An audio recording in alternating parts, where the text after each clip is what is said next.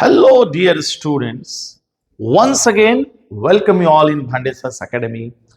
This is professor Ashish Bhande और हम लोग आज पढ़ने वाले हैं 12th क्लास का मैकेनिकल प्रॉपर्टीज ऑफ फ्लूइड। चलिए सबसे पहले हम ये जान लेते हैं कि प्री रिक्विजिट यानी ये वीडियो देखने से पहले आपको पहले 4 वीडियोस देखना है मैकेनिकल प्रॉपर्टीज ऑफ फ्लूइड के, और ये हमारा 5वां वीडियो है। आप डायरेक्ट ये वीडियो देखेंगे तो शायद आपको समझ में आएगा, लेकिन आपका पहले वाला पार्ट क्लियर है और आप सरफेस टेंशन को समझना चाहते हो तो आप ये वीडियो डायरेक्ट देख सकते हो। तो हमारा आज का टॉपिक है मित्रों surface tension. So we are talking about surface tension. What do you mean by surface tension और सरफेस टेंशन का कंसेप्ट क्या है। ये टॉपिक पढ़ाने से पहले हमें कुछ बेसिक चीजों के संदर्भ में समझना है। तो हम क्या करते हैं, सबसे पहले इस टॉपिक को पढ़ाने से पहले मैं आपको सरफेस टेंशन के बेसिक्स में ले जाता हूं। और बेसिक क्या है, मान लीजिए हमारे पास एक कंटेनर है और कंटेनर में हमने एक फ्लूइड भर रखा है। तो आपने इर्द गिर्द कभी ये ऑब्जर्व किया होगा कि ये जो ऊपर की लेयर होती है ना लिक्विड की, तो ये लिक्विड की लेयर के ऊपर कुछ इंसेक्ट्स हो गए, है ना, कुछ इंसेक्ट्स हो गए जो वाटर पे चल सकते हैं, पानी के ऊपर चल सकते हैं। कीड़े आपने देखा होगा, पान घोड़ा ज्याला आपण म्हणतो तो पाण्यावरती चालू शकतो।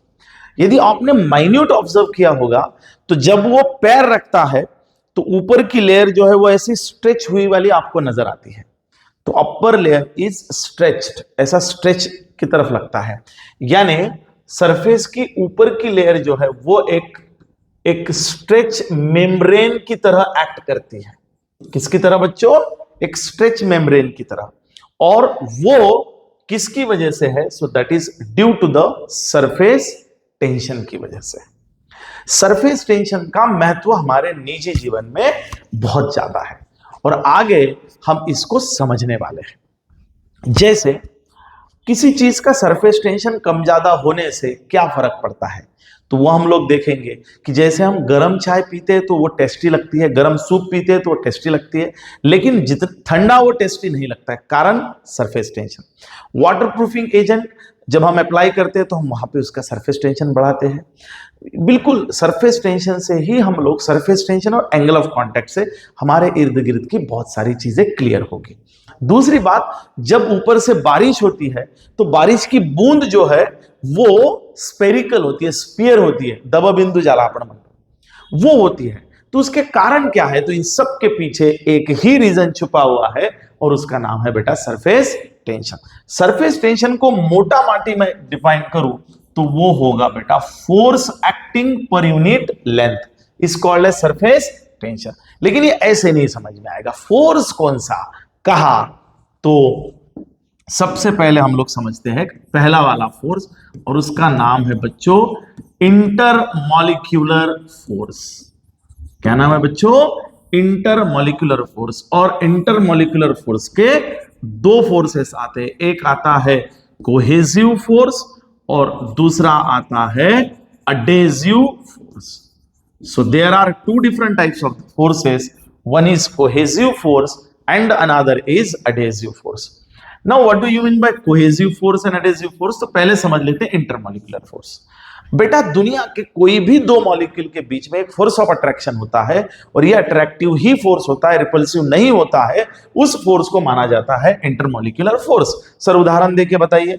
तो सिंपल भाषा में, ये रिमोट है मेरे पास और ये पेन है, इन दोनों के बीच में एक फोर्स ऑफ अट्रैक्शन है जिसका नाम है इंटरमॉलिक्यूलर फोर्स।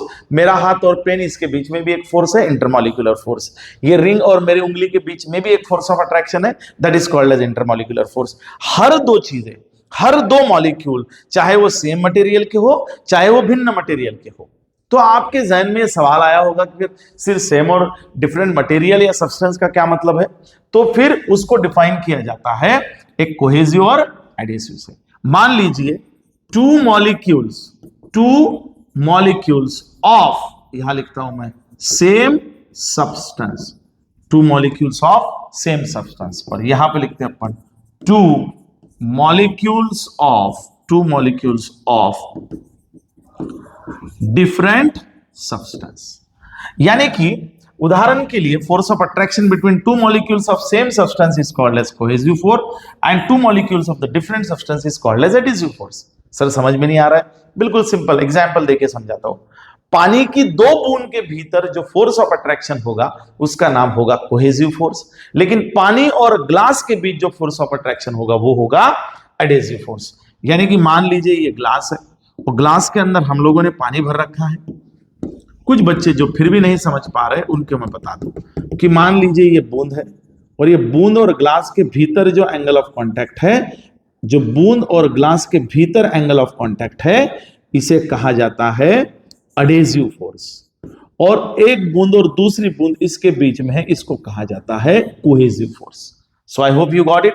सेम सब्सटेंस के two molecules cohesive, different substance के टू मॉलिक्यूल्स एडिसिव। क्लियर? यानी कि जमीन हवा एडिसिव, जमीन जमीन कोहेसिव, हवा पानी एडिसिव, पानी पानी कोहेसिव, हवा हवा कोहेसिव, पेन हाथ एडिसिव, हाथ हाथ cohesive. Okay, so this is what a simple thing. Now अब फिर ये सवाल और एक आता कि सर आप बोल रहे हैं और आपने ये बचपन में कभी देखा भी होगा कि पानी की दो बूंद को नजदीक रख दो तो कुछ समय के बाद में वो कंबाइन होकर के एक में विलीन हो जाएगी और इसकी एक ही बूंद फॉर्म होगी। यानी कि दो बूंद कंबाइन होकर के उसकी एक सिंगल बूंद बनेगी। लेकिन मुझे बताइए, आपने एक बूंद यहां रखी और आपने एक बूंद यहां रखी और दिन भर आप राह देख रहे हो, क्या ये दोनों मिलेगी? नहीं। फिर मैंने क्या किया, उनको नजदीक लाया, फिर भी वो दो नहीं मिली, फिर मैंने और नजदीक लाया, फिर भी वो दो नहीं मिले, फिर मैंने उसको इतने नजदीक लाया तो इसके बाद में ये दोनों एक हो गए और यही से मुझे एक नया शब्द मिला, that is what called as intermolecular force of attraction. यानी ये जरूरी नहीं है कि आपने एक बूंद यहां रख दी और दूसरी 1 किलोमीटर दूर रख दी और फिर आप बोल रहे हैं कि सर फोर्स ऑफ अट्रैक्शन कहां है, कि दोनों तो मिल ही नहीं रहे हैं। तो उसका जवाब है कि बच्चों बिल्कुल ये जो फोर्स ऑफ अट्रैक्शन है ये एक रेंज में ही ये अप्लाई होगा और उसका नाम है intermolecular range. Means maximum distance, it is a maximum distance at which this all the intermolecular forces are effective. ये वो मिनिमम डिस्टेंस है जहां पे इंटरमॉलिक्यूलर फोर्स क्या है बेटा, इफेक्टिव है, और वो होता है 10 to the power -11 meter. CET JEE NEET वाले आप ये ध्यान में रखेंगे कि इन दोनों के बीच में जो डिस्टेंस होता है वो होता है 10 टू द पावर -11 मीटर। यानी इतने नजदीक आएंगे तो ही ये फोर्सेस इफेक्टिव होंगे, यानी कि लागू होंगे। यानी कि दो बूंद को आप इतना करीब लाएंगे तो फिर उसके अंदर ये इफेक्टिव फोर्स जो है वो इफेक्ट करेगा, ये इफेक्ट दिखेगा। आप 4 सेंटीमीटर पे रख दो तो दोनों बूंदें आपस में नहीं मिलेगी और ना ही वो जो इंटरमॉलिक्यूलर फोर्स है वो आपको नहीं दिखेगा। उसके बाद में मैंने क्या किया, एक बूंद ली और उसको सेंटर पे रखा और इंटरमॉलिक्यूलर रेंज पे और एक बूंद रख दी। इंटरमॉलिक्यूलर रेंज यानी कि जो 10 टू द पावर -11 है वहां पे अनेक बूंद रख दी और ऐसी बूंद रख करके यहां पे एक स्फीयर बनाया। यानी कि सेंटर एक बूंद हो गया और उसका रेडियस जो है वो इंटरमॉलिक्यूलर रेंज होकर के बाकी सारी बूंदें रख दी, तो इसका नाम आ गया sphere of influence. Sphere of influence यानी कि एक बूंद और इसके पेरीफेरी में हमने सारी बूंदें रखी कि भैया इंटरमॉलिक्यूलर एक बूंद है, इसकी रेंज में, इंटरमॉलिक्यूलर रेंज में दूसरा कोई भी मॉलिक्यूल आता है तो इसको अपनी तरफ अट्रैक्ट कर लेगा। इसको बोलते हैं हम लोग sphere of influence. So I hope आप बेसिक्स को बढ़िया तरीके से समझ गए हैं। क्या बात है। तो चलिए हम आपको रिपीट कर देते हैं कि हमने अभी क्या पढ़ा। सबसे पहले हमने पढ़ा बच्चों इंटरमॉलिक्यूलर फोर्स। कोई भी दो मॉलिक्यूल्स में, चाहे वो सेम सब्सटेंस के हो चाहे वो भिन्न सब्सटेंस के हो, लेकिन कोई भी दो मॉलिक्यूल्स के भीतर में एक फोर्स ऑफ अट्रैक्शन होता है और जिसका नाम होता है इंटरमॉलिक्यूलर फोर्स। इंटरमॉलिक्यूलर फोर्स के बच्चों दो प्रकार आते हैं। Intermolecular force has two types. Intermolecular force has two types और वो कौन से है बेटा, एक है कोहेसिव और दूसरा है एडिसिव। कोहेसिव का मतलब होता है force of attraction between two molecules of the same substance. Adhesive का मतलब होता है force of attraction between two molecules of the different substance. बाद में हमने देखा intermolecular range of attractions, maximum distance जहां से सारे फोर्सेस इफेक्टिव हो। स्फीयर ऑफ इन्फ्लुएंस एक को सेंटर माना और बाकी सारे मॉलिक्यूल्स हमने ऐसी जगह पे रखे जहां पे उसका रेडियस जो है वो इंटरमॉलिक्यूलर रेंज रख दिया। तो इतना यदि आपको आता है तो फिर कोई आपको डरने की जरूरत नहीं है। Now let us understand the molecular theory of surface tension. तो देखो बेटा, ये बढ़िया सा टॉपिक है। We are going to understand molecular theory of surface tension. So we are looking for a molecular theory of surface tension. चलिए समझते हैं molecular theory of surface tension को। What is molecular theory of surface tension? Surface tension होता क्या है? तो I said that it is the force acting per unit length is called as surface tension. But वहां जाने से पहले मैं आपको surface tension को इस अंदाज में समझाता हूं। मान लीजिए बच्चों, हमारे पास एक कंटेनर है and container consists of a fluid. Container consists of a fluid. इसके अंदर फ्लूइड भर रखा है।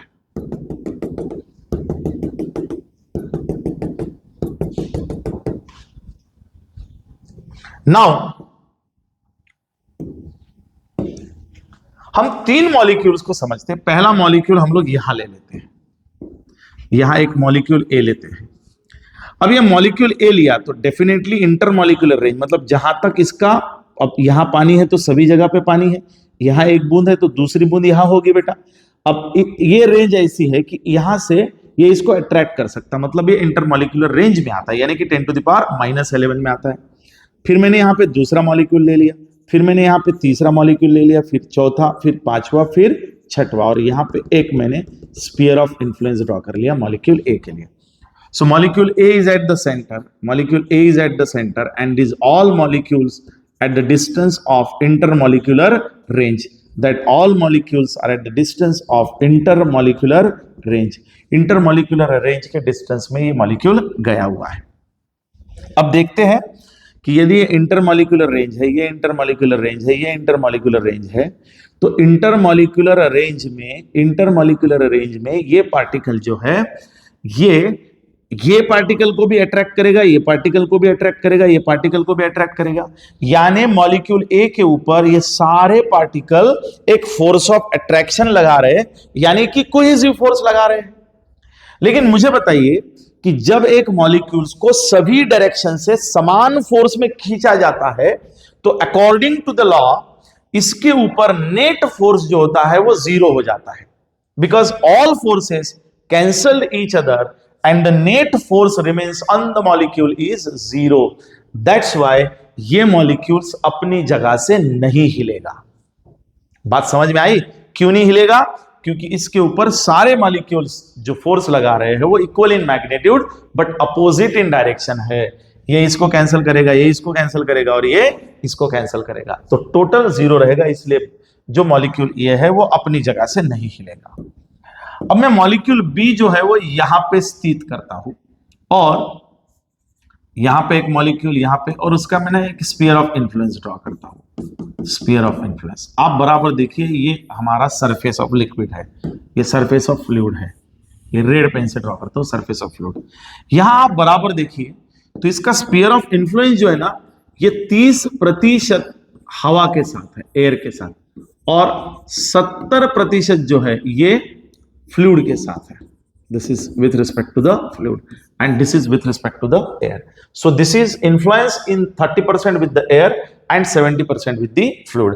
इसका मतलब जाहिर है, इसका मतलब जाहिर ये है कि इस मॉलिक्यूल को ये हवा का जो मॉलिक्यूल है ये अपनी तरफ खींचेगा, तो ये कौन सा फोर्स होगा बच्चों? ये होगा एडेसिव फोर्स। और पानी का मॉलिक्यूल्स, पानी के मॉलिक्यूल्स को खींचेगा तो ये होगा बच्चों कोहेसिव फोर्स। यानी यहां 70% कोहेसिव फोर्स लग रहा है और 30% एडेसिव फोर्स लग रहा है इस मॉलिक्यूल के ऊपर, यानी पानी के मॉलिक्यूल को हवा भी खींचेगी, बिकॉज वी नो दैट हवा और पानी के बीच में एडेसिव फोर्स है, और इसी मॉलिक्यूल को पानी भी खींचेगा, और पानी के बीच में कोहेसिव फोर्स है। तो ये कोहेसिव फोर्स से नीचे खींचेगा और ये एडेसिव फोर्स से नीचे खींचेगा। लेकिन हमें पता है कि यह ताकत जो है वो किसकी है बेटा, कोहेसिव फोर्स की ज्यादा है, क्योंकि 70% पानी के मॉलिक्यूल्स उसको खींच रहे हैं और 30% हवा के खींच रहे हैं। इसलिए मैं यहां दावे के साथ कह सकता हूं यहां बैलेंस हुआ था, लेकिन यहां बैलेंस नहीं होगा, और इसलिए इस मॉलिक्यूल को नीचे की तरफ खींचा जाएगा, and the net force acting on this molecule is downward. चलिए, ये मॉलिक्यूल डाउनवर्ड आ गया। अब एक तीसरा मॉलिक्यूल है जो बिल्कुल ऑन दी सरफेस लेते हैं और यहां एक स्फीयर ऑफ इन्फ्लुएंस ड्रॉ करते हैं। तो ये वाले पानी के सारे मॉलिक्यूल्स इसको नीचे खींचेंगे और हवा के सारे मॉलिक्यूल्स उसको ऊपर खींचेंगे। यानी आसान भाषा में यहां पे 50% हवा लग रही है, इसका मतलब एडेसिव फोर्स लग रहा है, और यहां पे 50% कोहेसिव फोर्स लग रहा है, क्योंकि बराबर वो सरफेस पे होने के कारण आधा ऊपर और आधा नीचे जा रहा है। तो आप यहां बोलेंगे कि सर यहां तो 50% एडेसिव और 50% कोहेसिव है, यहां नेट डाउनवर्ड था। लेकिन मेरे अजीज दोस्तों, यहां ये हवा की वजह से 50% जरूर है, लेकिन हवा की जो डेंसिटी है मित्रों, वो डेंसिटी लेस है as compare to fluid. Fluid की डेंसिटी ज्यादा है, इसलिए फ्लूइड 50% रहेगा और हवा 50 रहेगा, but due to the density ये जो है ये ज्यादा अपनी तरफ रहेगा। यानी कि ज्यादा यहां पे कौन सा फोर्स लगेगा, कोहेसिव फोर्स लगेगा। तो यहां पे कोहेसिव फोर्स उसको नीचे खींचेगा, and that's why there resultant, और I would say there net force is acting downward. Excuse me, sorry, extremely sorry. यानी इसमें भी नेट फोर्स कहां आ रहा है बेटा, डाउनवर्ड आ रहा है। यानी कुल मिला के हमें मॉलिक्यूलर थ्योरी से एक चीज समझ में आ रही है कि मान लीजिए यहां पे कंटेनर है और एक कंटेनर में फ्लूइड है, और यहां के हर मॉलिक्यूल्स को कहां खींचा जा रहा है बेटा, नीचे खींचा जा रहा है। तो every molecule on the surface of the fluid acting one downward net downward force which is cohesive force, and this force will stretch the upper layer. अब किसी चीज को नीचे खींच रहे हैं, लेकिन ये पानी की लेवल थोड़ी ना नीचे आएगी, इसलिए वो एक अतिरिक्त तनाव अपने ऊपर महसूस करता है। It experiences the extra tension on this surface, and due to this extra tension there will be acting as force acting per unit length is called as surface tension. हम इसको ही क्या बोलते हैं बेटा, सरफेस टेंशन। यानी उदाहरण के लिए मैं आपको बता दूं, तो मेरे पास एक उदाहरण के लिए एक छोटा सा उदाहरण है। मान लीजिए ये पानी का सरफेस है। अब आप सोचिए कि इस सरफेस को नीचे खींचा जा रहा है, और मैं ऐसा पकड़ के, और मैं नीचे नहीं जाने दे रहा हूं, और इसको फिर भी नीचे खींचा जा रहा है, तो क्या ये ऐसा तनाव इसके अंदर नहीं आएगा? क्या ये स्ट्रेच नहीं होगा? बिल्कुल स्ट्रेच होगा, बिल्कुल इसी के जैसे इसके ऊपर भी तनाव आएगा। And that's why we said that the upper surface of the fluid is act as a stretch membrane. क्या एक्ट होगा बेटा? स्ट्रेच मेम्ब्रेन की तरह एक्ट होगा। This is what we called as the stretch membrane. और ये stretch membrane किसी चीज का यदि प्रतीक है तो वो है due to the surface tension, और इसी को ही हम लोग सरफेस टेंशन कहेंगे। That is what are force acting per unit length. अब आगे और डिटेल में हम लोग पढ़ेंगे, टेंजेंशियल लाइन ड्रॉ करके हम लोग इसको समझने का प्रयास करेंगे। आई होप डियर स्टूडेंट, ये बुक में अलग अलग भाषाओं में अलग अलग तरीके से बताया गया है, पर मैंने आपके सामने ये बिल्कुल सिंपल तरीके से, सिंपल थ्योरी के हिसाब से आपके सामने रखने का प्रयास किया है मेरे अजीज दोस्तों। And I hope you have enjoyed this discussion about the molecular theory of surface tension. चलिए उसका स्क्रीनशॉट लेना लीजिए। आई रिपीट बच्चों, नोट्स ये काफी इंपॉर्टेंट है। जब भी आप बैठो तो कागज और पेन लेकर के बैठो, हेडफोन लगाओ, बढ़िया सुनो। आपको स्लो हो रहा है 2x में सुनिए, और कंफर्टेबल है तो रेगुलर में सुनिए, लेकिन जब वीडियो सुनिएगा तब आप अपनी नोट्स बनाइएगा। चलिए, इसको क्लियर कर देता हूं मैं। ये होगी molecular theory.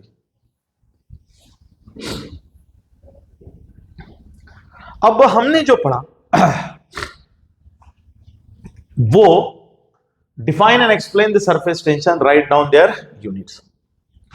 Yes, I said that surface tension is defined as, अभी मैंने पूरा एक्सप्लेन किया है, अब नोट से पढ़ के बता रहा हूं। Surface tension is defined as tangential force acting per unit length on both sides of the imaginary line drawn.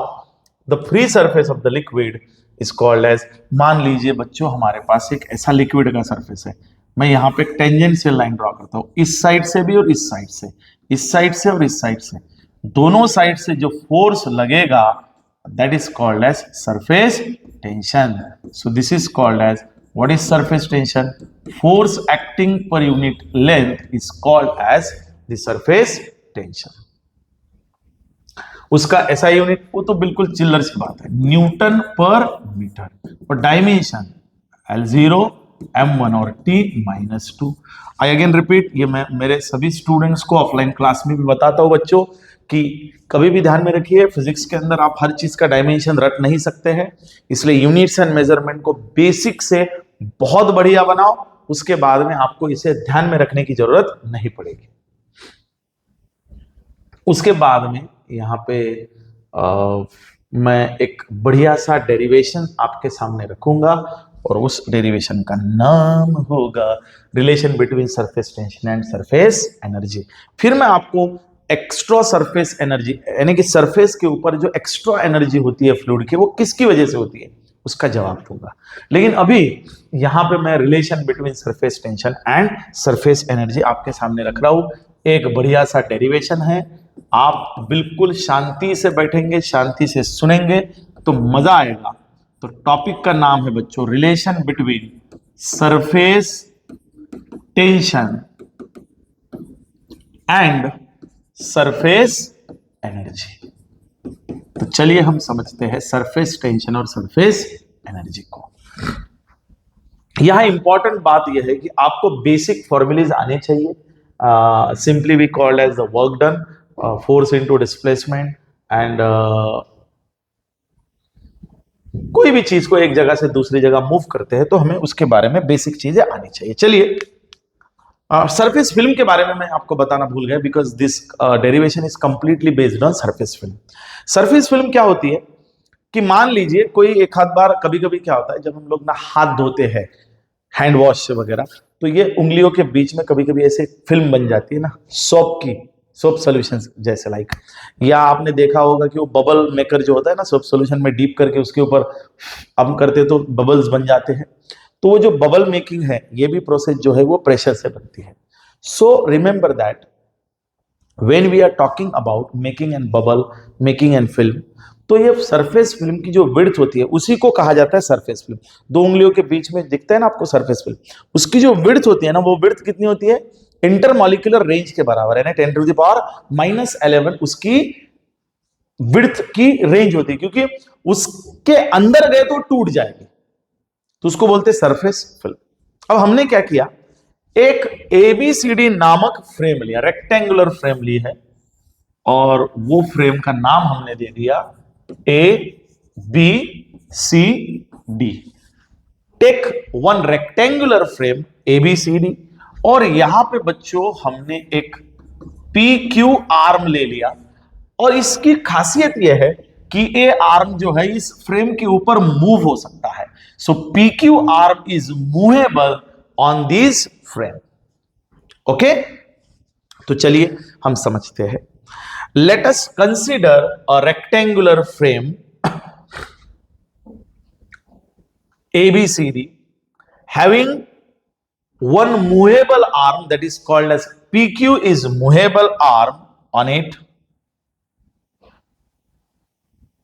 PQ is movable arm on it. और यहां पे क्या है बच्चों, तो यहां पे क्या बनेगा, let us deep that surface film into the soap solution. Let us deep that surface film into the soap solution. आप एक काम कीजिए, इस सरफेस फिल्म को एक सोप सॉल्यूशन में क्या कीजिए बच्चों, डीप कीजिए।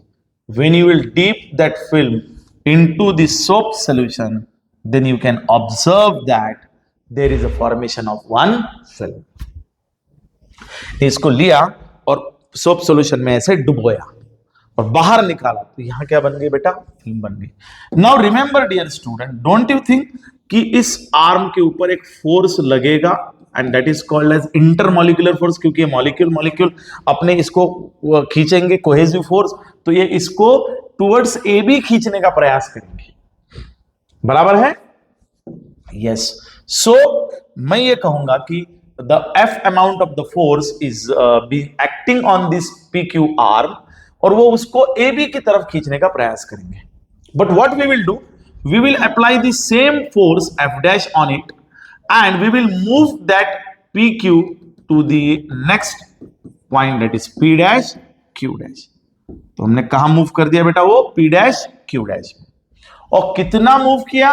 तो मान लीजिए हमने dx अमाउंट में मूव किया और इस फ्रेम की लेंथ कितनी है? So it has the L length. मैं फिर से समझाता हूं, ये जो PQ आर्म है इसके ऊपर हमने एक फोर्स लगाया F डैश जो बिल्कुल इसके बराबर होगा और उसको हमने कितना मूव किया बेटा? dx मूव किया। तो हम जानना चाहते हैं कि ये जो फोर्स लग रहा है ना, force acting per unit length, कितनी एनर्जी होती है और एनर्जी और सरफेस टेंशन का रिलेशन क्या होता है। तो चलिए मोटा मोटा फिर से एक बार इसको समझते हैं। हमने क्या किया बेटा? We have taken one rectangular frame consist of ABCD, एक रेक्टेंगुलर फ्रेम ली and we have dipped into the soap solution. When we will remove out then we observe there is a formation of one film. यहां पे एक film बन गई, लेकिन ये film जो है वो आपस में हर पॉइंट में एक फोर्स लगाती है, कोहेसिव फोर्स, बिकॉज ये सारे मॉलिक्यूल जो है वो पानी के होंगे, वाटर के होंगे, तो वो सारे आपस में फोर्स लगाएंगे तो इसके ऊपर F अमाउंट ऑफ फोर्स लगेगा। Now what we need to do, we have to move this PQ arm towards by the distance dx। एक छोटा सा डिस्टेंस हमने इसको मूव किया और कहां लाया? P डैश Q डैश, एक नई जगह पे लाया। अब आप सवाल पूछेंगे सर कितना मूव किया, तो I will answer like it move by a dx distance. और इस फ्रेम की लेंथ कितनी है? So it has the length L। कितनी लेंथ है बच्चों? L। तो चलिए इसको समझते हैं। This is what called as relation between surface tension and surface energy. इतना समझ में आया? यहां पे मैं थ्योरी लिखना अवॉइड कर रहा हूं क्योंकि इतनी छोटी छोटी नोट्स के अंदर आपको ये मिल जाएगा और क्लास में भी मैंने ये दे दिया है।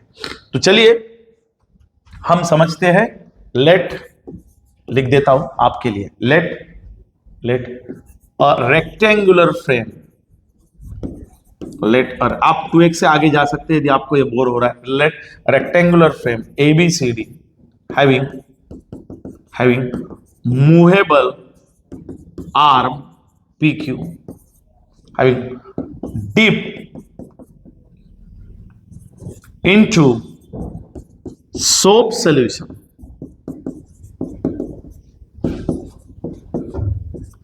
there is a formation of surface film।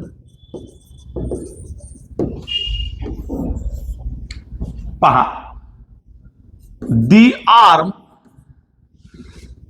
क्या होगा बेटा? दी arm PQ experience a force F towards, किधर बेटा? Towards AB। ये F जो है वो AB की तरफ लगेगा। तो फोर्स कितना लगेगा यहां पे? तो फोर्स होता है बच्चों, जैसे हमको पता है व्हाट इज सरफेस टेंशन, तो सरफेस टेंशन होता है force acting per unit length, therefore force will be surface tension into the length. लेकिन मैं यहां पे 2 लिखूंगा और इसको बोलूंगा इक्वेशन नंबर 1। तो ये फोर्स कितना लगेगा? ये लगेगा 2TL। तो TL तो आपको समझ में आ रहा है जो इस एक्सप्रेशन से आया। तो ये एक्स्ट्रा 2 क्यों आया? तो उसका जवाब मैं देने जा रहा हूं, समझ लीजिए। ये PQRS फ्रेम है बच्चों, तो मुझे बताइए इधर से यदि सरफेस फिल्म बनी है तो क्या ये सरफेस फिल्म पीछे से भी बनेगी? तो ये आगे से भी होगी और पीछे से भी होगी। So the surface film is from both the side, front end back. तो यहां लिख देता हूं आपके समझने के लिए, फिल्म हैज 2 सरफेस। फिल्म कितने सरफेस है बच्चों? 2 सरफेस। तो यहां पे एक एक्स्ट्रा 2 आ गया and that's what we called as equation number 1। अब क्या करना चाहते हैं हम लोग? तो लेट अस थिंक। अब हम लोग क्या करना चाहते हैं? तो हम लोग ना इसे मूव करना चाहते हैं, we want to move by distance small dx। इसको भगा ही देता हूं यार, हटा सावन के हटा, अरे भागना रे भाई। चलो, now in order to understand the kind of the force is being applied over here, so what amount of the force is required? Now हम क्या करेंगे, let us move arm PQ by a distance dx। हम इस PQ arm को dx distance से move करते हैं CD की ओर। अब इसे स्मॉल dx, अब देखिए बेटा इसका टोटल x बड़ा होगा, dx का मतलब होगा छोटे डिस्टेंस हम इसको मूव कर रहे हैं। तो डेफिनेटली कोई भी चीज एक जगह से दूसरी जगह पे मूव करेगी तो वहां पे डेफिनेटली वर्क डन होगा। देयरफॉर यहां पे वर्क डन कितना होगा, तो work done is given by force into displacement. मान लीजिए डिस्प्लेसमेंट छोटा हुआ तो वर्क डन भी छोटा होगा, सो दैट वुड बी कितना फोर्स लगेगा, इधर तो लगेगा F डैश, और डिस्प्लेसमेंट कितना होगा है dx, बिकॉज हमने PQ को इधर जो मूव किया वो कितने डिस्टेंस से किया बेटा, dx। बट हमें पता है कि ये जो F डैश है ये बराबर होना चाहिए इस F के, ये दोनों फोर्सेस इक्वल है। देयरफॉर तो F डैश बराबर F आएगा, तो फ्रॉम इक्वेशन नंबर वो आएगा 2TL। तो यहां पे वर्क डन पे हम डाल रहे हैं 2TL इंटू dx। अब मुझे बताइए ये लेंथ हो गया और ये विड्थ हो गई है, length into width is nothing but an area, so I will replace it by the dA। Basically मैंने a लिखना चाहिए, लेकिन मैं लेंथ इंटू dx को मैं कहूंगा बच्चों एरिया। dA इसलिए लिखा क्योंकि ये जो है डिस्प्लेसमेंट वो बहुत छोटा है, इसलिए एरिया भी छोटा आएगा। तो dW can be written as 2T into dA। लेकिन ये एरिया जो है डबल सरफेस होने के कारण 2 भी एरिया में आ जाएगा, तो 2 यहां नहीं रहेगा, यहां रहेगा T इंटू dA। और आपको पता है as per the formula work done is nothing but an energy, तो मेरा एनर्जी बराबर हो गया T इंटू dA। ये ध्यान में रखना, work done is nothing but energy, capacity to do the work is called as energy. मैं यहां से यहां जा रहा हूं तो मेरा वर्क डन होने में क्या लगी, एनर्जी। तो जितना वर्क डन होगा उतनी एनर्जी लगेगी, उस हिसाब से मैंने वर्क डन को एनर्जी यहां पे कह दिया है। तो E बराबर T, यानी कि T is equal to E upon dA।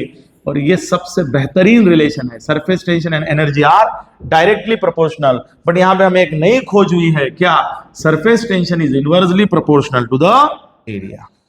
Surface tension is inversely proportional to the area. और ये अभी यहां से बहुत सारे सवालों के जवाब आपको देगी JEE नीट CET के लिए। खाली ये डेरिवेशंस इंपॉर्टेंट नहीं है, इस डेरिवेशन के कॉन्सेप्ट को समझना है। अब देखिए क्या होता है, नेचुरली फ्लूइड अपना सरफेस टेंशन बढ़ाने का प्रयास करता है, और जब किसी फ्लूइड को अपना सरफेस टेंशन बढ़ाना रहता है at the same time it has to reduce its area. और यही से आपको जवाब मिलता है आपके चाय का। जब आप गर्म चाय पीते हैं तो रिमेंबर दैट गर्म चाय यानी टेम्परेचर ज्यादा है, और जब भी टेम्परेचर ज्यादा रहता है तो उसका सरफेस टेंशन कम होता है। As temperature increases surface tension decreases. अब चाय का सरफेस टेंशन डिक्रीज हुआ, इसका मतलब वो क्या करेगा बेटा, अपना एरिया बढ़ाने का प्रयास करेगा। तो इसलिए गर्म चाय जब हम लोग सिप लेते हैं तो ये जो टंग है, जीभ जो है, उसके ऊपर वो ज्यादा एरिया कवर करता है, यानी कि ज्यादा फैल जाता है। और टेस्टिंग ऑर्गन का जितना एरिया कोई भी सब्सटेंस कवर करेगा वो उतना टेस्टी लगने लगेगा। इसलिए हमको गर्म चीजें टेस्टी लगती है, चाहे चाय पियो, चाहे सूप पियो, या गर्म रोटी खाओ। तो उसका कारण यही है कि टेम्परेचर ज्यादा होने की वजह से वो सरफेस एरिया बढ़ाता है। टेम्परेचर ज्यादा, सरफेस टेंशन कम, इसलिए एरिया ज्यादा। क्लियर? दूसरा उदाहरण देता हूं, जब बारिश होती है और जब पानी बूंद में परावर्तित होता है तो फ्लूइड नेचुरली अपना एरिया सरफेस टेंशन बढ़ाने का प्रयास करता है। जब फ्लूइड सरफेस टेंशन बढ़ाएगा तो अपना एरिया घटाएगा। इसलिए जब पानी नीचे आता है तो वो सरफेस टेंशन बढ़ाने के चक्कर में सिंक करता है, खुद को सिकुड़ लेता है। एरिया कम करना मतलब सिकुड़ना। और ट्रिग्नोमेट्री में आप जाते हैं और ट्रिग्नोमेट्री को समझते हैं तो सबसे कम एरिया में यदि कोई शेप फॉर्म होता है तो उसका नाम है sphere. So sphere has taken a minimum of the minimum area and that's why we said जब बूंद नीचे आती है तो वो स्पेरिकल शेप बना लेती है। तो इन सवालों के जवाब दे दिए हैं। इंसेक्ट जो चलता है उसका कारण है कि सरफेस टेंशन की वजह से ऊपर की लेयर जो है वो स्ट्रेच मेम्ब्रेन की तरह एक्ट होती है और इसलिए वो चल पाता है। आई होप मैंने सारे सवालों के जवाब दे दिए हैं, आप इसका स्क्रीनशॉट ले सकते हैं। बढ़िया, चलिए, मुझे ऐसा लगता है कि आपको ये बढ़िया तरीके से समझ में आया होगा, आया होगा, आया होगा अरे भाई। चलिए मेरे अजीज दोस्तों, मैंने आपको ये टॉपिक अच्छे से समझाने का प्रयास किया है। कुछ पॉइंट्स बचे होंगे वो हम लोग कवर कर लेंगे। क्या बात है, क्या बात है भाई, क्या बात है।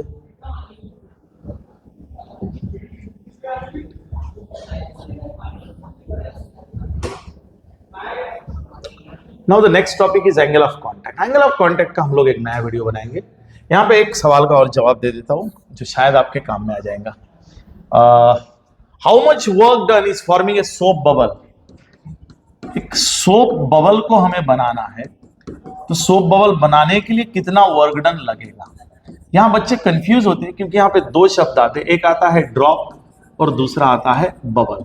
हमेशा ध्यान में रखिए कि ड्रॉप वो होता है जो अंदर से पूरा भरा हुआ होता है और बबल अंदर से हॉलो होता है। यानी बबल को दो सरफेस होते हैं और ड्रॉप को एक सिंगल सरफेस होता है, सिंगल सरफेस।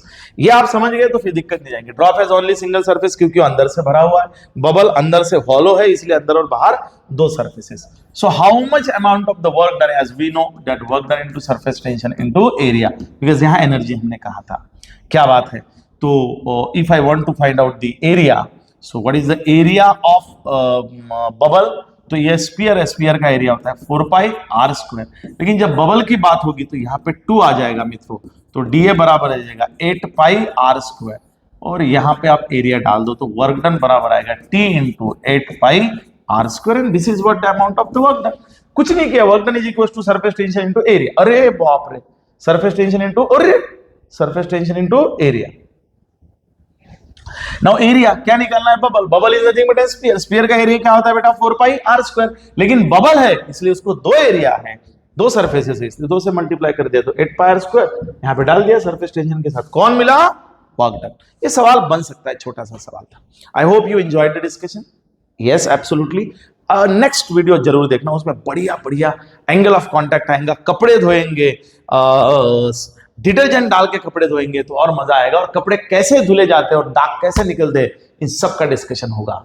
लेकिन बच्चों मत भूलिए, पांडेसर्स एकेडमी ये बहुत ज्यादा मेहनत कर रही है। कोई कहीं पे भी आपको सेपरेटली रिकॉर्ड करके वीडियोस नहीं दिए जाते जो हम लोग यहाँ प्रोवाइड कर रहे हैं। हाई क्वालिटी वीडियोस है, सभी बच्चे जो बीएसए के साथ जुड़े हुए हैं उनको ये सारे वीडियोस मिलेंगे और आप लोगों को कुछ समझ में नहीं आया ऐसा बिल्कुल नहीं होगा।